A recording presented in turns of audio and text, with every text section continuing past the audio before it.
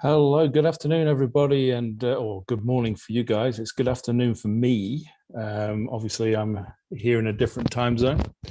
I'm just going to share my screen with you just now as an introduction to project engineering or engineering project management. And this is what I'm going to talk about today, which is a subject matter which is very close to my heart. And if you were to come and study at AUT, then this is the sort of subject matter which is most likely to be front and center in your likely area of study. So it's something which we need to understand as engineers in the type of environment we're living in and working in today. Just for a little bit of an introduction to myself, who I am. A bit of background from me. My background is actually in industrial engineering. So I was originally kind of a mechanical oblique production engineer. And I spent 4 years doing my research around aerospace planning and supply chain management before ultimately getting a PhD many years ago now. And you know, I've been researching and teaching and so on in this space now for 25 years. So I've been doing this for quite a long period of time. I've taught multiple master's programs, both in the UK and New Zealand, and I've also contributed to various different programs in different countries around the world. And in addition to that, I've also developed various different construction programs, and as an additional sort of string to my bow, I was also a soldier for 12 years as well. So I've done a lot of project planning, project engineering type of work in a military context, and it all tends to spring together and spin together as you start to learn about project engineering and project management generally. The concepts associated with project planning are all very, very similar. So where do we want to start as far as project management is concerned? That's an interesting question in and of itself. The reality of the situation is that all project management, project engineering tends to be a repetition of history. We've done this many, many times in the past. So if I were to ask you what a cruise missile is, and it's a bit sort of military, but just bear with me. You'd probably have some sexy high-tech engineering, aerospace engineering type of concept. But actually, the first cruise missiles were designed in the 1914-1918 war, and they were designed as basically a part of the Wright aerospace company, which was the first people to ever fly an aircraft, and they had a range of 120 kilometers, and each motor was designed by Ford. But the point of the matter with all of this stuff is the fact that the ideas, the concepts of engineering repeat themselves again and again and again. And it always revolves around principal ideas of time, money, technology, and people. And that combination of time, money, technology, and people has to be brought together at the right place at the right time to make things happen. So the ideas, the concepts, in this instance, a cruise missile, but it could be a plane, it could be anything. They're all require the same things, which are time, money, technology, and people, all to come together. And the question is, well, how do we bring together time, money, technology, and people? And in short, the way in which we bring time, money, technology, and people into the same place at the same time to be able to get a job done and to build a new product is in the form of conducting a project. That's where we have a very, very clear outcome, a very, very clear period of time in which to deliver it. And as the description here is, a project can be defined as any undertaking that has definite final objectives which satisfy some need or desire. Now, the reason why this is important is because fundamentally, when we start to think in these terms, we clearly see that if we're dealing with a project which has definite final objectives which satisfy some need or desire, we have to set objectives for any project in terms of time, in terms of cost, in terms of system performance, etc. So it's absolutely essential that we define our projects appropriately, and we create a set of objectives to get the job done. It also implies, quite rightly, that problem solving is the key to success in any kind of project planning, project management type of situation. We have to set objectives, and then we have to solve problems in sequence in order to deliver on those objectives and ultimately get the product that we need for the industry that we're serving.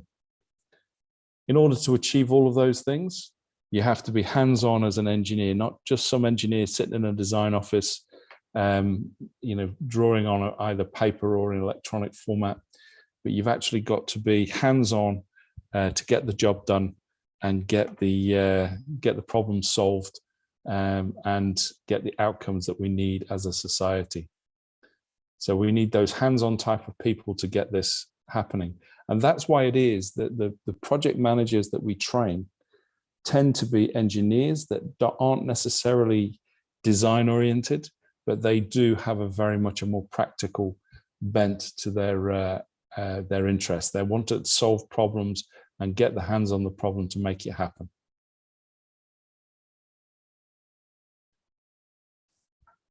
The process of project management can be defined. Again, remember that we started by talking in terms of time, money, technology, and people. The process of project management can be defined as the coordination of human and material resources throughout the life of a project to achieve objectives of scope, cost, time, quality, and ultimately participant satisfaction. And that in turn implies that setting objectives is the key to actually getting a successful project completed. If we don't set objectives effectively enough and proficiently enough, then we're not going to get the project, we're not going to get the product that we need to get completed. So we're not going to be on target. So let's start with a thought experiment in terms of what this means.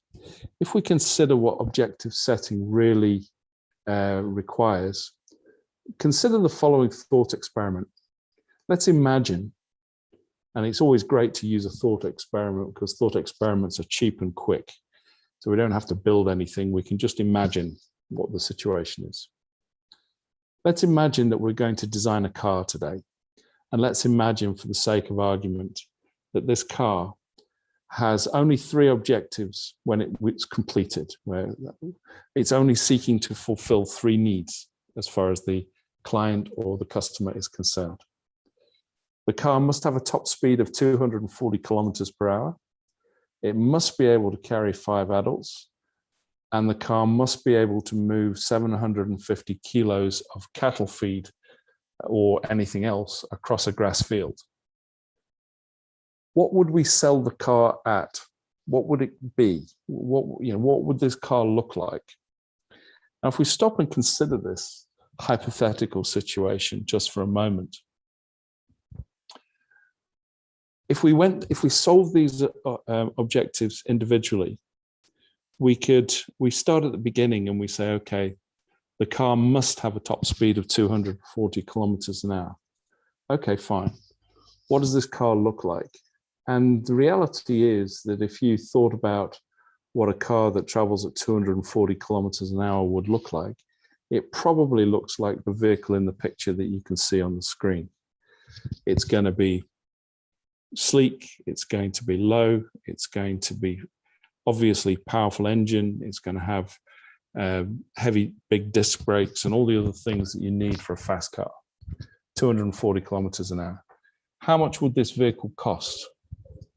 Well, the first attenuation, or the first approximation for the design would be that it would at least be $250,000, because if you're going to buy a vehicle of this speed and performance, then it's going to be probably $250,000 to get that level of performance. Okay, is this vehicle likely to be able to carry 5 adults? And the answer is no, because it's going to be a 2-seat vehicle. So if we can't buy it off the shelf with 5 seats for adults and travel at 240 kilometers an hour, that means we're going to have to engineer it. So what does that mean in terms of the selling price? Well, it means you're probably going to have to re-engineer a... Can you turn on your slide? Share your slide. Sorry? Sharing your slide to everybody can see. Let's see. I have been sharing the slide.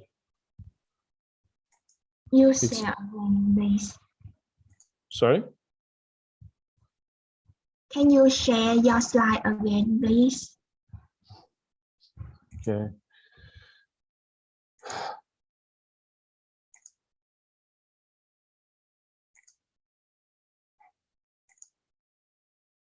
Which slide do you not see? All of them? Can you see this now? Yeah, you can start now. Okay, hang on.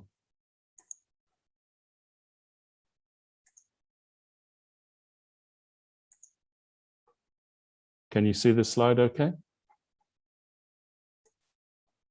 Excellent.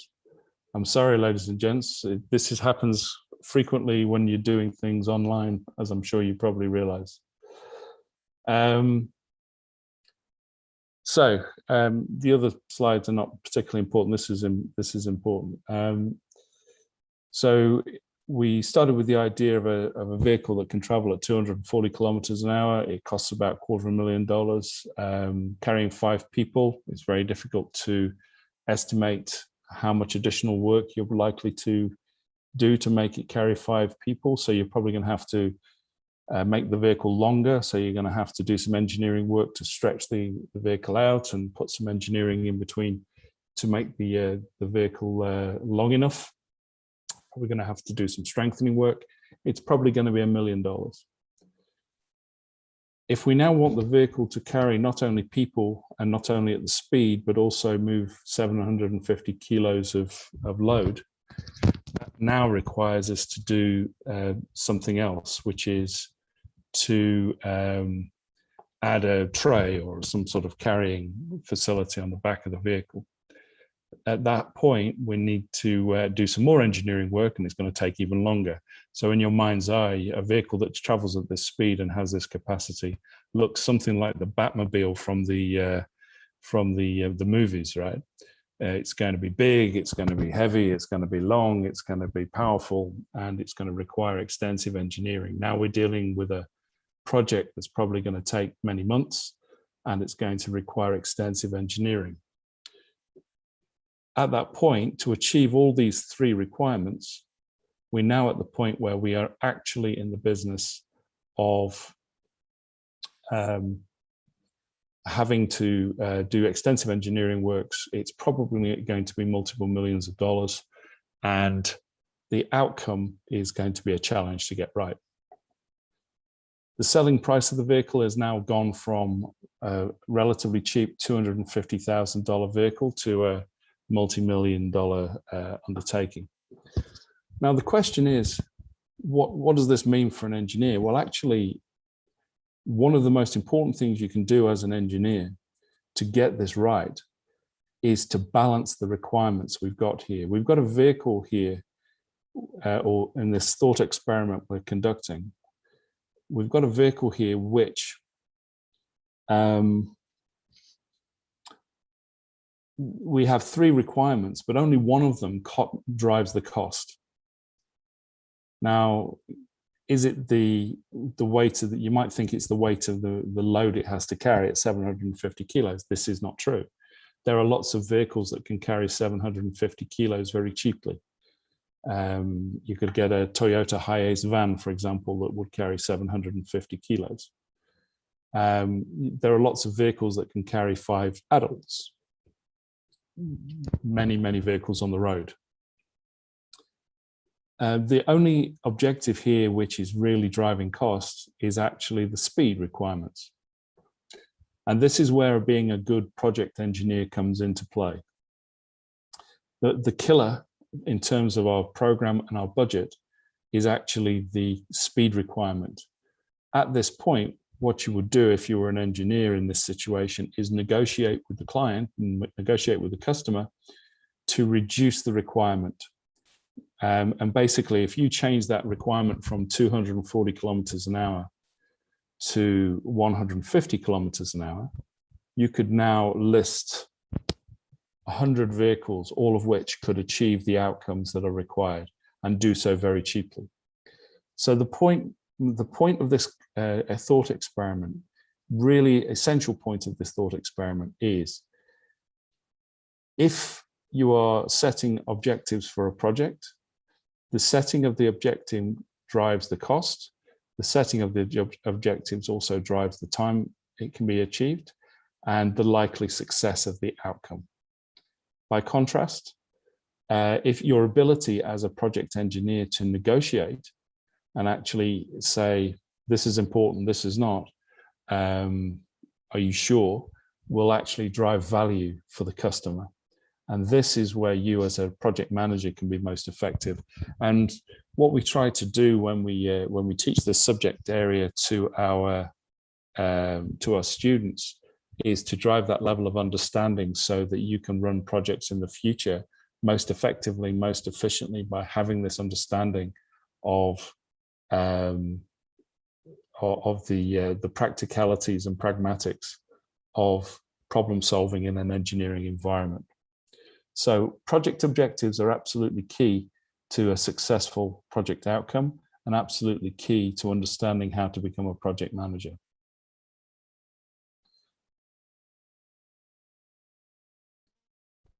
The role of the project manager has developed in response to this requirement. We know that this is required in all projects for all products. And the idea is that a project manager has evolved as a discipline area, as the individual who plans, organizes, coordinates, monitors, and controls complex projects and the various different activities that are taking place in order to achieve the outcomes that are being sought by the customers, the client, whoever is commissioning the project. As a result, an effective project manager, an effective project engineer is someone who understands both the technicalities in terms of product performance, but also understands something about economic pressure and understands what cost and cost analysis is all about. They also understand what competition is in the marketplace and can respond most effectively, most efficiently to competition accordingly. They're fully conversant with the technical complexities of the product that is being developed and consequently can recommend the courses of action that are necessary to either achieve technical performance or alternatively achieve economic and or quality outcomes that are being sought by the customer. They have to achieve all of this in the context of a project which has multiple stakeholders, not just the people who want to buy the building, the car, the vehicle, whatever it may be, but also all of the workers who work in the factory, all the engineers who are involved in the design process, all of the environmental specialists who are dealing with the production capacity of the organization, and so on and so forth. So you have to be able to think in terms of multiple levels of hierarchy, including both the technical requirements and all of the soft skills requirements of getting stakeholders fully on board with the project that they're engaged with. You have to be able to as well understand what the requirements are as far as the clients are concerned, understanding what their interests are in terms of the service and the value of the products that you're developing. You've got to be able to manage change, and you've got to be able to manage risk. These are all the dynamics of being an effective project manager, and these form the skill sets that we typically teach in a project management program. At AUT, we have multiple project management types of program, including IT project management, including Master of Construction Management, and including Master of Engineering Project Management. They are all differently named, and they all have different emphasis, but they all require the similar skill sets applied to different technical problems. And it's common throughout all industries. There are some very, very particular issues with regard to managing time when you're dealing with an IT project, for example, because IT projects very rapidly become dated, and you have to be able to work rapidly in an IT project. In an engineering project, slightly different set of concerns, slightly different set of requirements. In a construction project, totally different set of concerns, totally different set of requirements. And each one of these different disciplines requires quite a distinct skill set.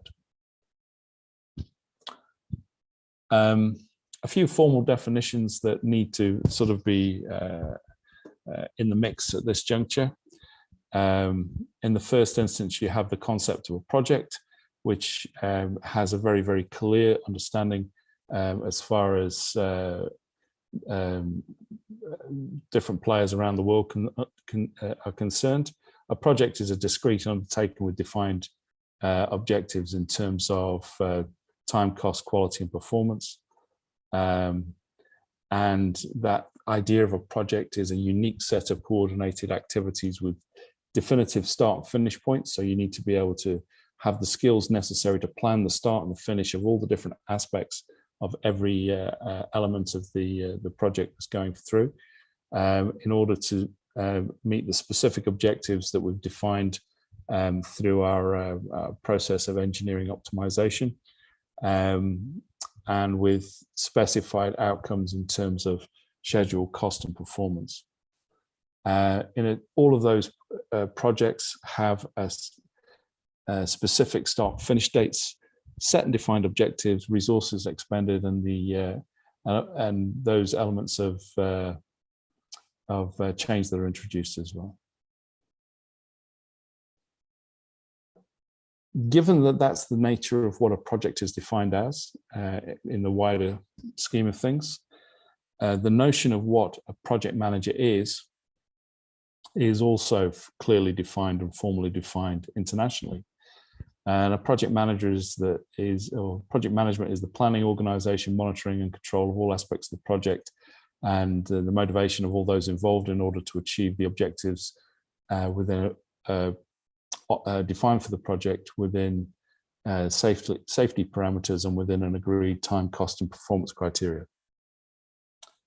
And ultimately what this means is that project management is all about the management of change, bringing what needs to be what is required for the job to the point of production as and when required in order to get the outcome that you're seeking to achieve.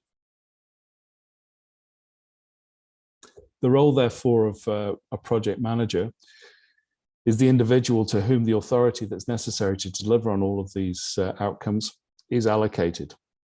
They have the responsibility, they have the power to be able to make things happen. They have the accountability that's all been assigned to them for the duration of the project, such that they can marshal the resources necessary to get the job done. And that idea of authority, responsibility, accountability, absolutely crucial for an effective project manager. So the type of individual that tends to graduate towards being a project manager tends to be highly organized. They are technically competent. They have an ability to communicate effectively. They have an ability to be able to rationalize and bring together ideas such that they can get a project completed in an effective way within an agreed time period. So that is not a type of role which everybody is happy with and everybody is comfortable with. And so it tends to be highly motivated individuals who tend to go into project management. They're also individuals who have negotiation as part of their built-in skill set. And one of the best project managers I've ever met is actually a young Vietnamese guy who I know. He was my PhD student, and he is absolutely onto this. He has the ability to both be technically competent and also have the ability to be able to negotiate with people to achieve the outcomes that they need rather than anything else. And that skill set is really, really vital if you want to be an effective project manager.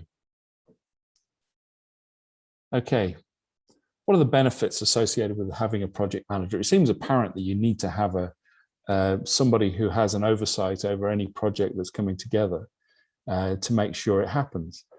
There are some principal benefits that accrue to everybody within the delivery framework that we're talking about here. The fundamentals are that the project sponsor, whoever is the originator of the project, has from the outset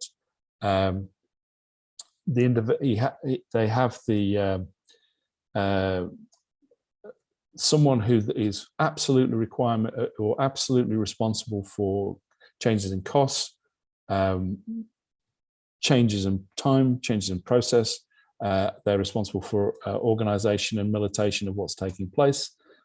They benefit from having a single point of authority and single point of responsibility. So it's a single point of contact rather than anything else. It's the individual who you can prod and say, okay, what's happening? Please tell me what's happening now, because I need to know. And you can actually, again, think of it as let's think of it as a thought experiment just for a moment.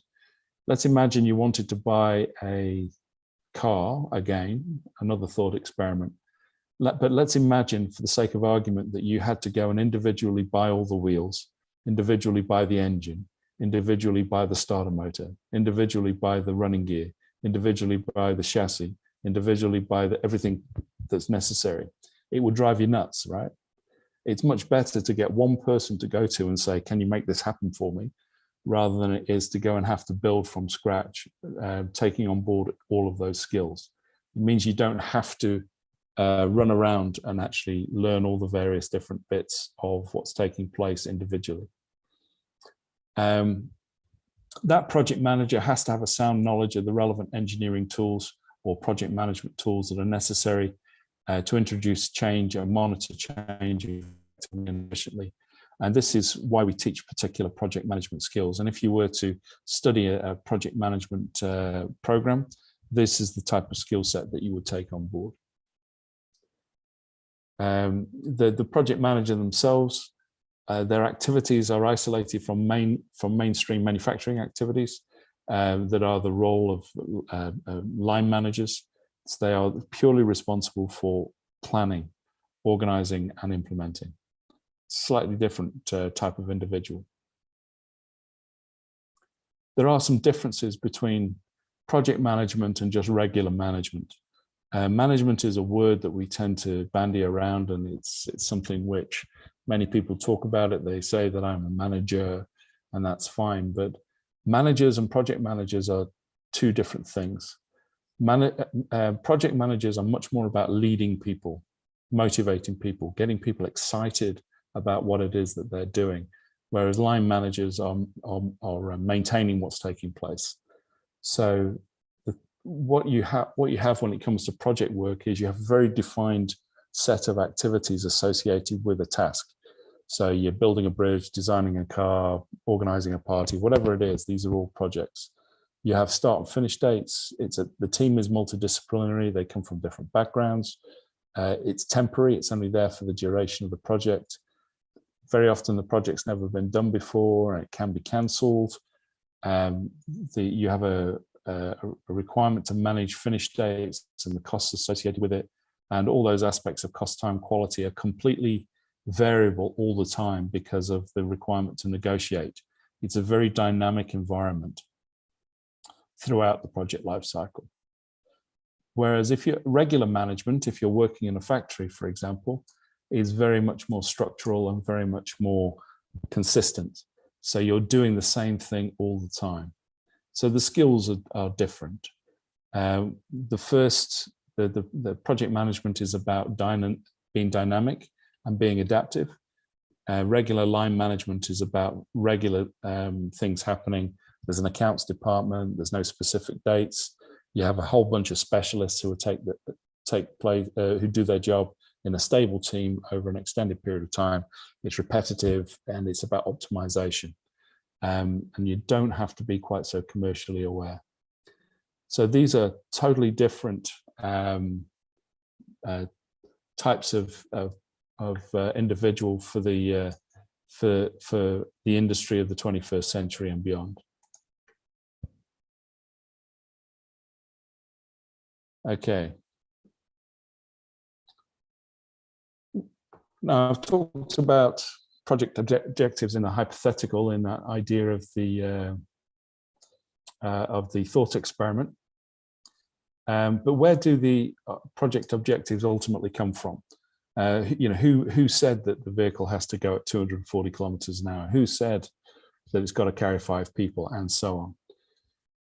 Typically, they come from external sources. So we normally expect project objectives to be set by a client or a project sponsor.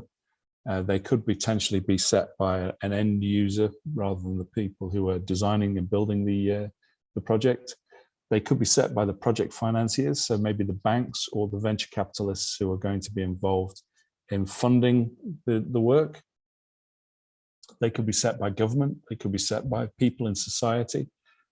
So, for example, an environmental engineering project where you are trying to reduce effluent disposal into a river, for example.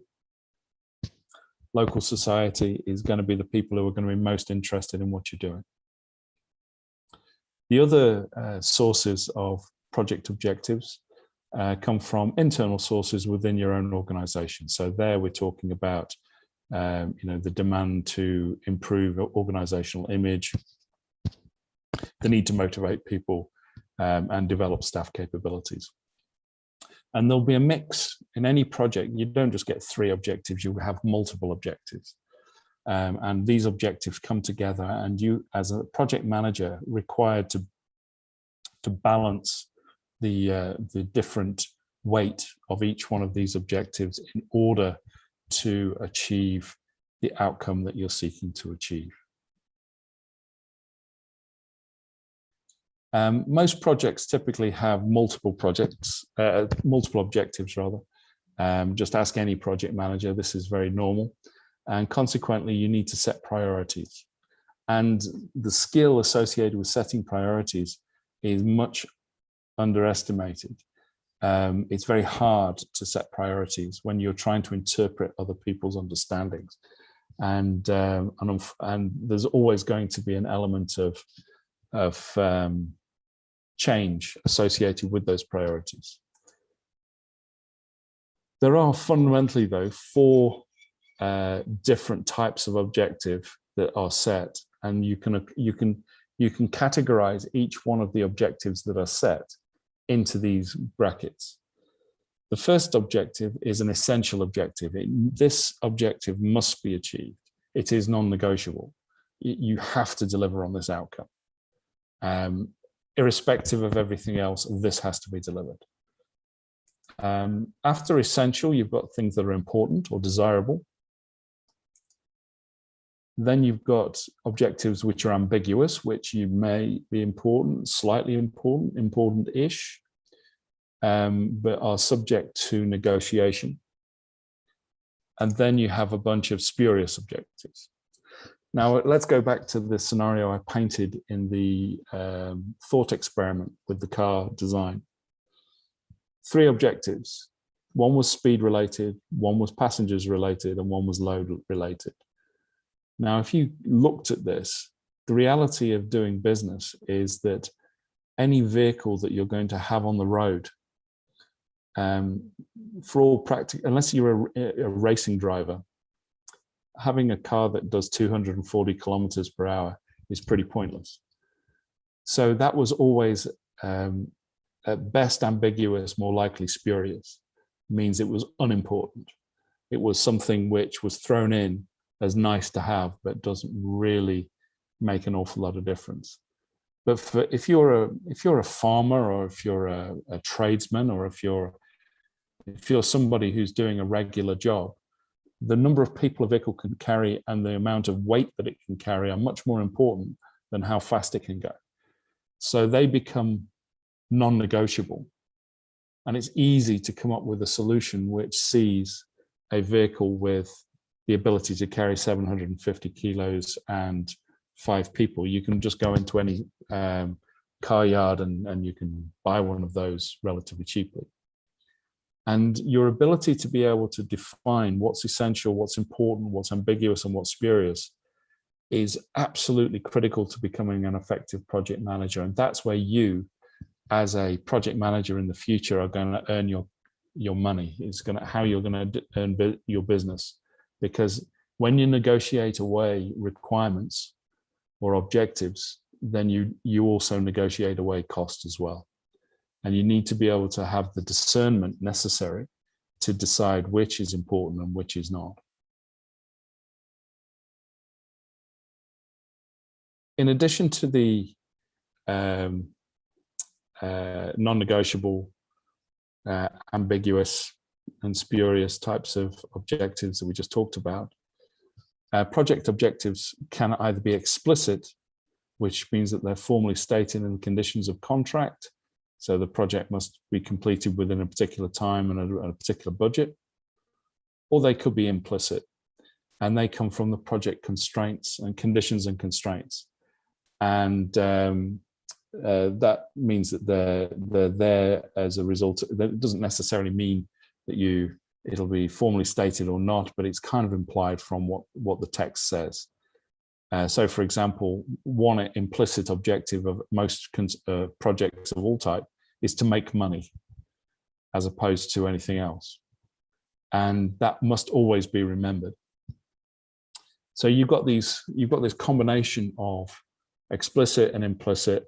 You've got required or non-negotiable, nice to have, ambiguous and spurious types of project objectives. All of these have to be balanced, and you as a project manager are responsible for maintaining that balance. And as different new additional features to the project come in and you have to solve different problems, they can be, you have to negotiate what the objectives that are delivered ultimately are going to be. Okay, how do we measure project success then?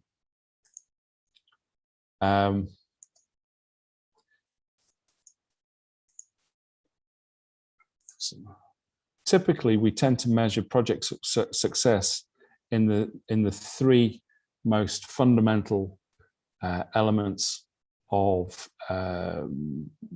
project measurement: cost, time, and quality. And this holy trinity of cost, time, and quality becomes the heart of any project manager's day-to-day role. It's what you constantly talk about. And consequently, those elements of cost, time, and quality are always going to be subject to change as a result of the trade-offs between essential, important, ambiguous, and spurious objectives. Okay. So as the objectives change, so the outcomes in terms of cost, time, and quality change too. And it's the understanding of that connectivity, the understanding of that linkage, which ultimately derives your success as a project manager. Other factors can get involved in different specific projects. Every project is unique, and they have to be treated as a unique undertaking, because they are. Ultimately, measurement becomes essential to the success of a project manager. As W. Edwards Deming, famous quality manager, said, if you can't measure it, you can't improve it. And you have to measure performance continuously as a project manager. And it becomes ultimately your day job becomes all about project measurement. And they become critical elements for any subsequent, if you were doing a longer term study in this type of area, that would become a critical element for the course as you went forward. Projects become the key way in which businesses orientate themselves and deliver their future organizational mission and growth. So it's any company is constantly reviewing and constantly thinking in terms of what its corporate mission is, the objectives it sets itself in terms of the desired future outcomes for the organization, the strategy it adopts to deliver on those, and then subsequently the goals and the goals that it sets itself and the projects that it gets itself involved with. So projects ultimately define organizations. The types of projects that organizations get involved in are the definition of the organization.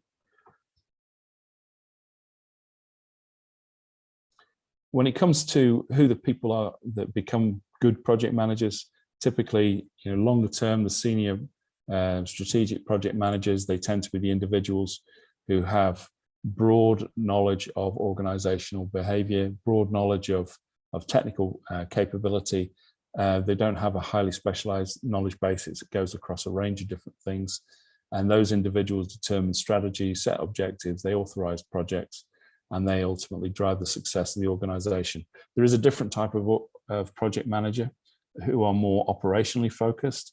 So they're working on, for example, a building site, so site-based type of activity, who have a technical background, they have an engineering understanding, and they organize people in terms of delivery. And that's a slightly different exercise. But they all share the same skill set of project management and project leadership. So typically, any project management program of study that you're seeking to engage with will have at its heart the notion of planning, estimating, costing, scheduling, dealing with risk. It will also look at how to monitor and react to change as it comes up, how it monitors and maintains change configuration throughout the delivery of a program. It will look at features around management of people and the leadership of people, motivation of people, as well as things like quality control and quality assurance. And all of this is built on the back of a strong understanding of costing and economics generally. And those are the sorts of key skills which would be or are the heart of any project management program of study. When it comes to the nuts and bolts of the techniques that are typically taught, then what we would normally do is we will talk about things like work breakdown structure, network analysis or PERT analysis as a means of scheduling, estimation of resources, understanding of resource leveling, understanding of how you use milestones to ensure success, and then the setting and delivery of standards. And these become the heart of the project management discipline area as your skills are growing. The types of people that typically we would recruit into this space usually are engineers and individuals who have a broad knowledge base and have the interest and the willingness to get into a more commercial type of leadership role within an engineering organization. When it all goes right, it goes very right. So for example, this was a massive project in the UK called Terminal 5 at Heathrow Airport. This was delivered ahead of time, on budget. It was actually under budget. And it required not only the construction of a major airport terminal building, but also a major motorway spur, a rail spur, and a whole bunch of other infrastructure that had to go in. So there were lots of sub-projects that were involved as well. The effect is spectacular. So when it goes right, it goes really, really right. But when it goes wrong, it can go ever so wrong. What I've got is a series of examples of when project management fails. And this is how bad it can be. So this is the Scottish Parliament building in Edinburgh. The original budget was £40 million. The actual as-built budget was 431 million, and it was 3 years late. That's how bad it can be. Similarly, this building here is the British Library. It was almost £500 million over budget, and it was 15 years late. And the fun part is, a fun fact, this library actually has less shelf space than the building it replaced. So it's actually less appropriate for the job than the building that it replaced. A couple of other examples here. This is Wembley Stadium in London. It was delayed by over a year, and the overall cost almost broke one of the largest contractors in Australia, who were involved at Lend-Lease, who were involved in the delivery of it, because all the cost of the overrun was borne by the contractor who was managing the project. This one was the Millennium Dome, again in the UK. I've got some UK examples. It opened on time because it couldn't not do so, but the overall cost overrun was something like £204 million, which was about almost 50% cost overrun on its original targeted budget. The point being, with all of these things, it's extremely hard to get it right. And you also got to bear in mind, and again, I use another construction example here, it's very, very hard to get things right when designers can be so imaginative. So if you look at something like the Frank Gehry's designs of architecture, building a box is easy. Building curves into a structure is hard. And doing so, in the case of the Guggenheim Museum here in Bilbao, these buildings here were all clad with a type of titanium cladding, which was almost impossible to machine and manufacture. And yet it was something that a project manager had to figure out how best to do it. Similarly, if you are looking at this building in Manhattan here, it looks as though it's melted. Well, it's, trying to create repetitive processes when you've got designs like this is extremely difficult, because obviously you want to build the same floor plan all the way up, and this building did not allow it. And there are various other examples that I could point to as well, all of which were a challenge in and of themselves. From a project management challenge, this building here, I've actually been to this one in Malaysia. It's the Petronas main campus for the Petronas University.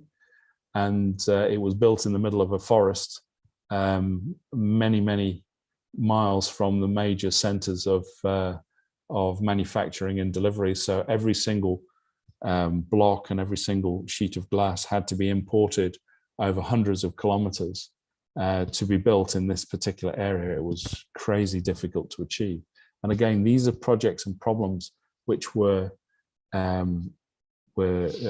faced by and delivered by some very, very skilled project engineers and project managers. In terms of aerospace, some of the best advances that have ever been made in aerospace engineering were as a result of necessity. In England, we have an old phrase, which is, necessity is the mother of invention. If you need it, then you'll figure out a way of solving the problem when the pressure is on. So here, this aircraft was designed in 102 days after the contract was signed in 1940. And the reason being that the Second World War had just broken out, and all of a sudden it was really important to solve the problems now. And consequently, engineers and designers had to work creatively and responsibly, and that's what happened. And we see a lot of different things that come out from necessity being the mother of invention. When we look at this, you've probably seen this weapon before, but it's not what you think. This is not a Kalashnikov. This was actually the design that created the Kalashnikov. It was a German design. Necessity is the mother of invention. The ability that people have to ultimately deliver smart, clever, effective, and efficient solutions are driven by the absolute requirement to achieve outcomes under very, very difficult circumstances. The people who do that are project engineers and project managers. And you have to be of the right ilk to be able to do this. You know, another classic example of engineering design was the Boeing 777.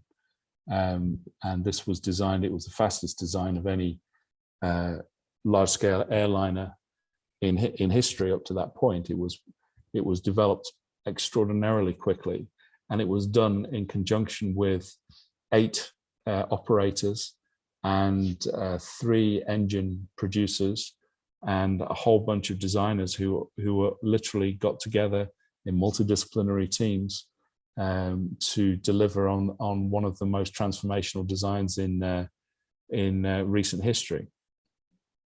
And the lessons of the Boeing 777 were developed and subsequently operationalized through the new Boeing 787, the Dreamliner. The point of all of this, ladies and gents, is simply the fact that there's some really, really interesting roles that are out there for young engineers and young designers and thought leaders when it comes to engineering, which you have to step away from what engineers typically talk about, which is about engineering excellence, and move into a more dynamic, commercially driven type of mindset. So you have to think much more commercially oriented, be much more aware of how project objectives are set, much more aware of how organizations think and prioritize their activities. And you need to be much more competent when it comes to how to monitor, manage, and motivate people so that you get the best outcome from the best people that you can bring to task. So just to quickly summarize where we got to, this presentation has been a brief introduction to what project management is and the subject matters that you would ultimately have to become competent in order to become an effective project manager. So the intent is not to teach here the specifics of project management tools, only how you're going to have to develop your future career if you wish to become a project manager. It summarized some of the key features of project management and the nature of project objectives and how they impact upon project outcomes and project delivery, and the requirement that you have as a project manager to be cognizant of what project objectives are and how they impact upon issues of time, cost, and quality long term.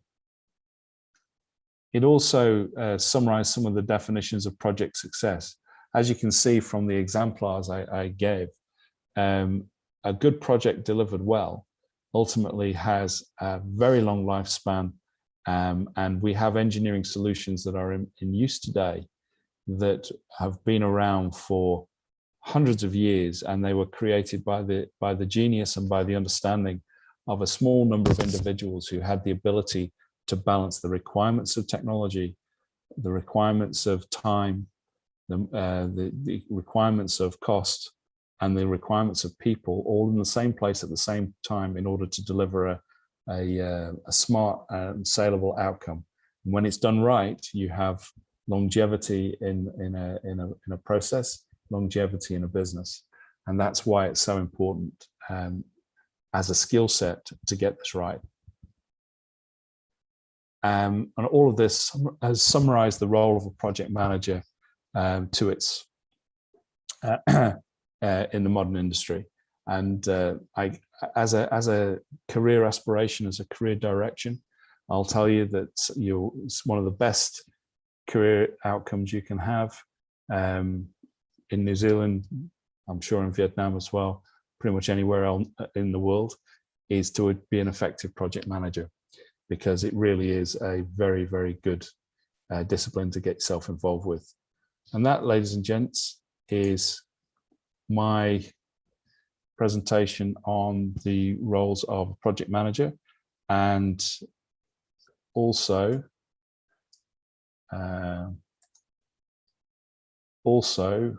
what I would say is that if you want any further information about anything that I've covered just now, happy to provide it. And for the sponsors of the event as well, I'm sure they'd be more than happy to talk to you about future career directions. Okay, I've got a few questions down here in the text. How could I ensure consistency and accuracy throughout a project, and what methods or strategies should I use to double check your work and ensure there are no mistakes? Okay, well, that's a very big question. There's lots of different elements to this. How could I ensure consistency and accuracy? What you have to do is get systematic with regard to your measuring and monitoring tools. You can use remote access of data for different things, like, for example, if you're in the production phase, then you can use things like radio frequency identification tags, RFID tags, barcode scanning, and things like that to monitor performance of different tasks and activities, and you can do so accurately in order to deliver the outcome that you're seeking. In terms of beyond that, it's a very complicated question actually, then I would recommend using some of the document management systems that are available. There are some very, very effective tools like Aconex, for example, which manages all the data and all of the design development detail in large-scale projects, which can be used, but unfortunately that requires a large-scale project. The other thing that I would recommend is the use of collaborative design technologies, such as building information modeling, CAD, CAM, K, and so on. That's the best I can do, and make sure that you adopt the principle that Stalin adopted back in the 1930s and 40s, which was to trust is good, to check is better. It's always best to check. So have some very, very systematic checking procedures in place. Okay, next question. How can we motivate our team members to guarantee the progress? Pay is important, obviously. However, listening to people is really important. So if you're a project manager, it's really important to listen so that people believe that they are valued by what they are contributing to what's taking place. And that is not always easy to achieve. It takes a skill, and you have to learn those skills over a period of time. So asking people about their experience, that's a really good idea. I cannot, really like what you've said there. Let's incorporate it into the design. And so that sort of recognition is really important. And so project managers need that. Okay, how project manager and engineer deal with first-time penalty? Well, penalties are just what happens when you're dealing with time. It's always you can always get penalized if you're late. The most important thing is never surprise a client. If you're going to be delayed, it's always best to say as soon as possible and say, look, I'm really sorry, we're going to be 1 week late, and do it well in advance so that things can change. If you wait, if a product is due on a Friday and you say on Thursday evening, sorry, we're not going to be able to deliver tomorrow, that is a major problem. So never surprise people, always give as much opportunity as you can, and always use as much resource as you can to bring back into line the outcomes. So let me think in terms of, trying to buy back time by paying workers to work longer hours, for example. What have we got here? So it's always, is it always compulsory for a project manager to obtain high levels of engineering skills that are pre-required standards?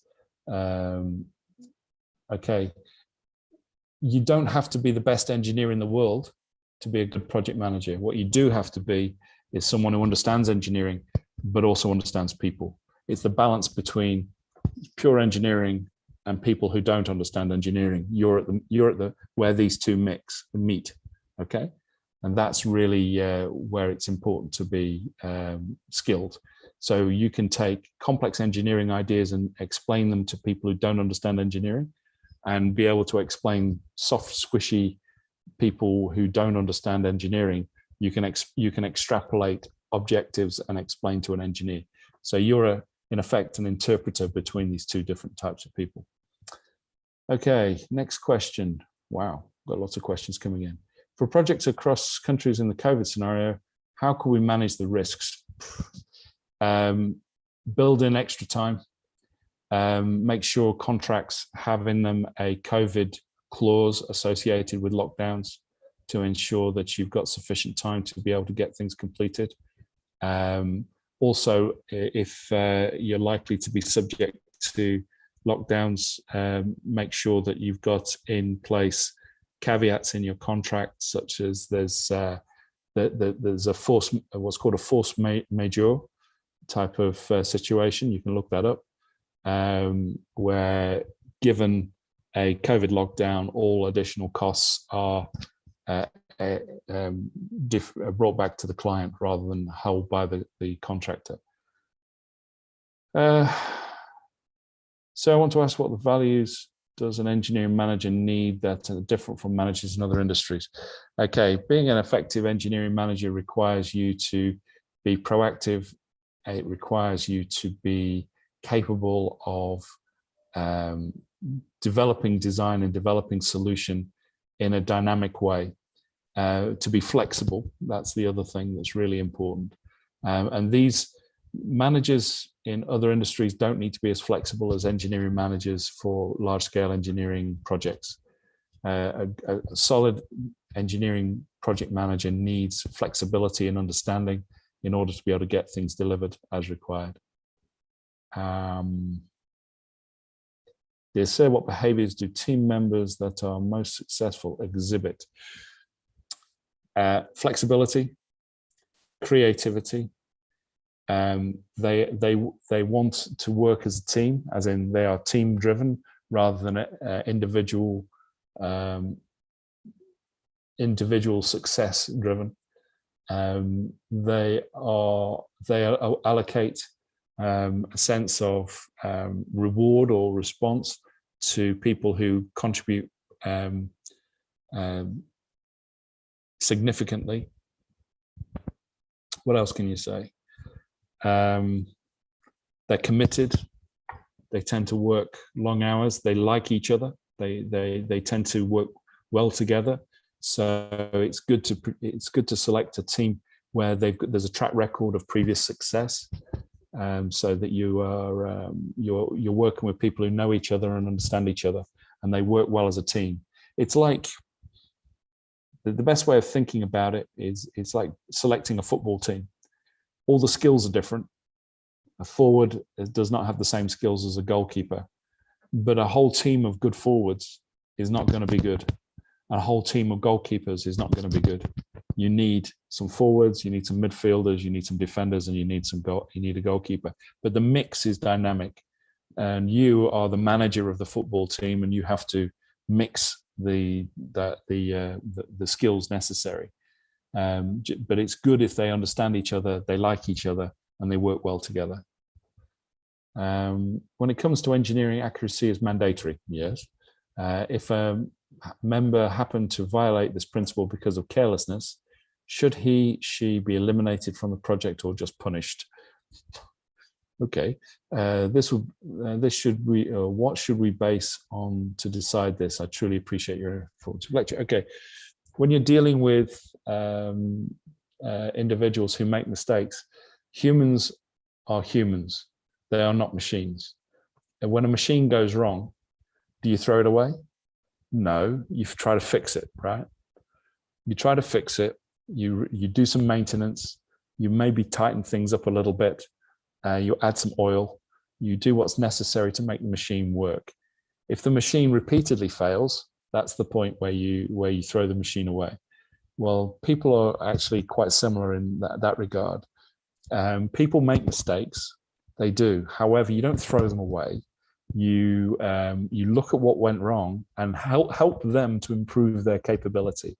How can we help you?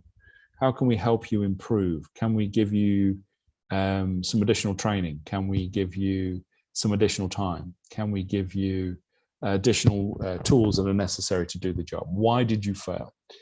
Okay, and this is important as a way of balancing outcomes versus people. Okay, do I say that you've got to keep the same bad people all the time? And the answer is no, absolutely not.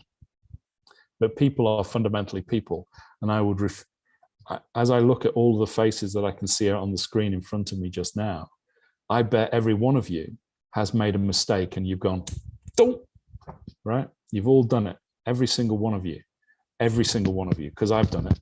And I know you've done it too. Okay. As a result, if you make a mistake, don't, you also want to go, can you just give me a chance to make good? And I can make this better.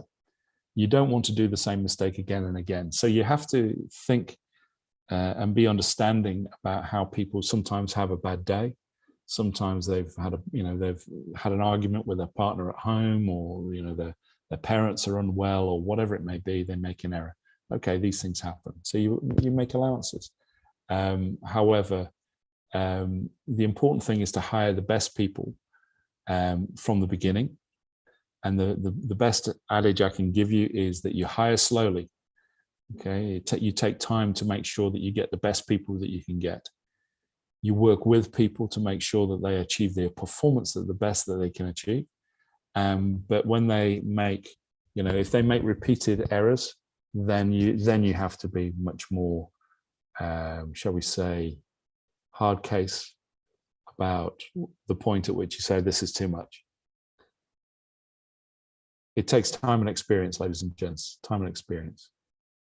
Okay, I think I've got that. I think that's the last question. There's a lot of questions. Wasn't expecting quite so many questions. You're making me work hard for no money. Any further questions from the team, or are we now pretty much there?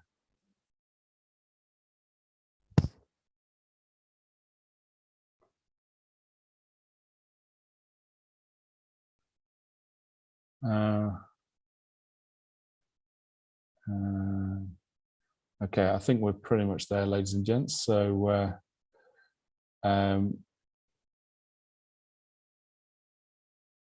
Puang and Nguyen, are you there?